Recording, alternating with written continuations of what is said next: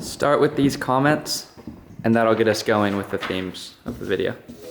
Here's what we decided to do is take a few comments from the recent video, and I encourage you all, if you haven't seen that video, go back and watch it because it's really cool. It's a fun, short movie on what a date will be like in the future or could be like. And it's kind of a fun meditation on some of the concepts that I think are really big right now. Nikki says, I need a friend as supporting as this computer.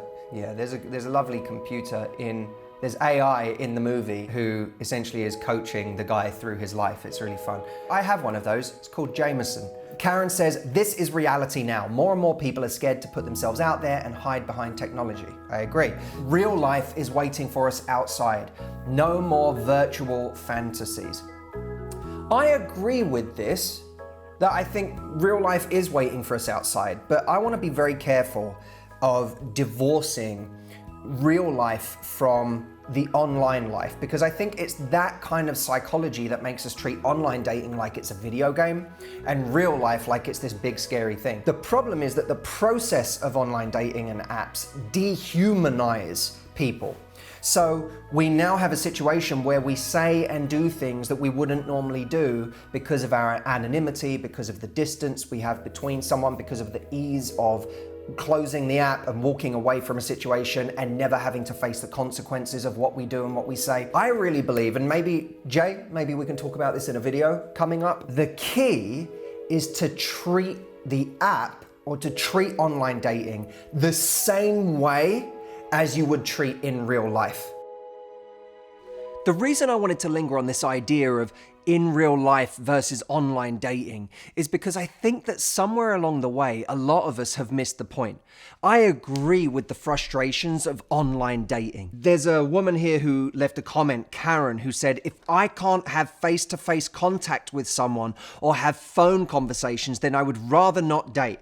I'm tired of guys just texting and thinking that that's a relationship. And I'm sure it's not just guys. If you can't take the time to call someone or make time to spend with someone, then there's no point. I don't want to date my phone. Now, I agree with Karen.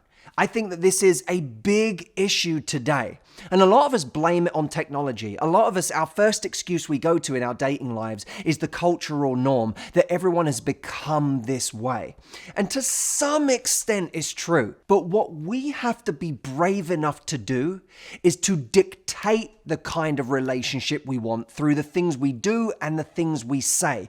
We have to stop being complicit in the norm. If a guy is texting you and you're having a great conversation by text, but you realize 1 week later that you still haven't spoken on the phone, that's the time to point out that it's weird. Hey, I think it's strange that we've been talking for a week and we haven't even heard each other's voices yet. We should talk on the phone. It'd be great to hear your voice. And by the way, you don't even have to wait until a week in when you still haven't said anything on the phone or he still hasn't called to say something like this. Pre-framing is when you don't wait for a problem in a relationship. You actually state the kind of person you are and the kind of things you like and dislike ahead of time. So for example, when someone in the early stages of messaging you on Tinder says, so have you been on Tinder long?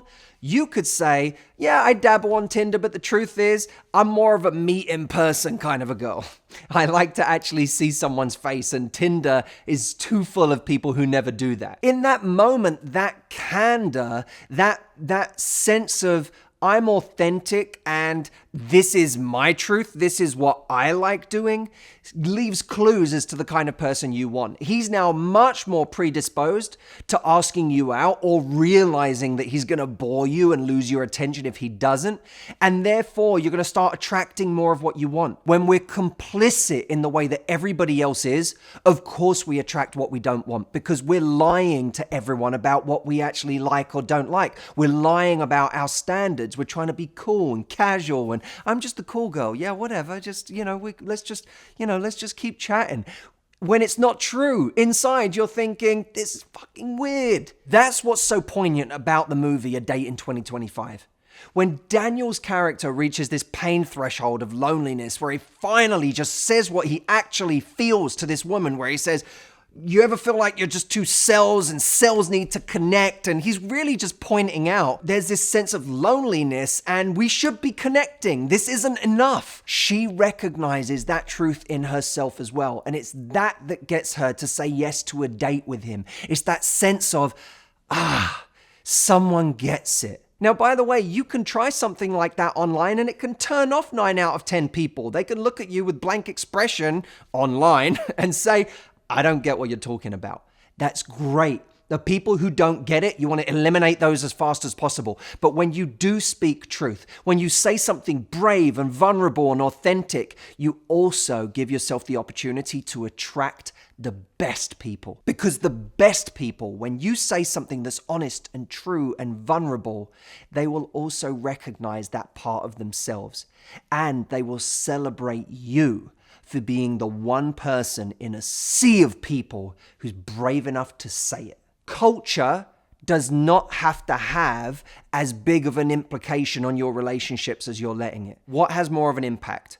Culture or you, the person that's standing right in front of someone?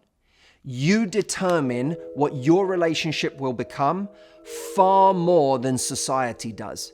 But you have to be brave enough to lead with your frame. Thank you so much for watching. These comments that you have been leaving, and I've noticed, by the way, you guys have been commenting more and you've been just dialed into the conversation here. And I really want to be led by the things that are important to you and what you're saying. And in the last video, Date in 2025, you guys really did that. You created such a vibrant and interesting conversation.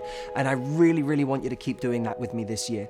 So thank you. And I will see you in next Sunday's video.